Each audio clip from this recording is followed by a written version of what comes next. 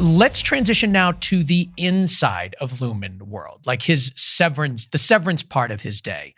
When you know you're now shooting tons of white walls, tons of open space, and top lights, what are the things that you're thinking about? What are the concerns that you have?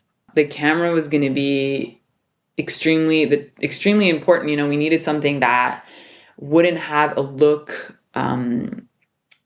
that would be imprinted extremely hard in the raw. You know, that I wouldn't be able to take the green out easily of the whites. Like, that's actually a really challenging thing to do, and it would throw everything off. And we had to get everyone like on the same page with regards to, okay, what is it going to look like after the grade? How the costume is going to be affected? How is this carpet going to be affected? Because we were going to have to do a huge pull of green out of the look to be able to kind of have the whites be white. And they're like a cool white, you know, because we tend to like things a little bit cooler. So everything wasn't, when you looked at something by eye, it rarely translated the same way on camera, which was interesting.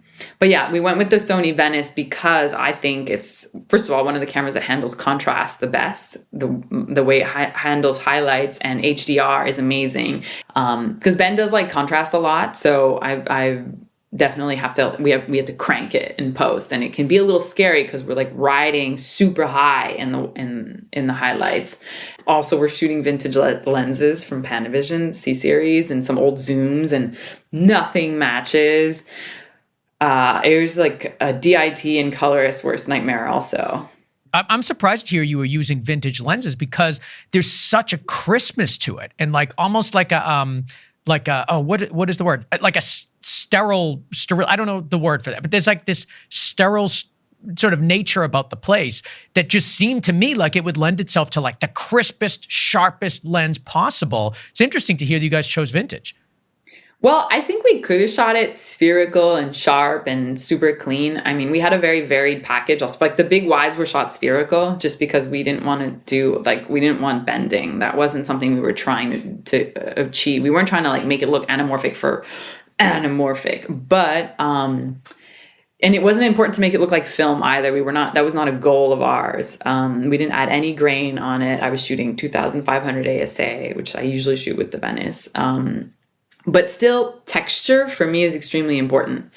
And texture comes from the lenses mostly, you know. So the way the image is, you know, tangible to me comes through a lot through the lens.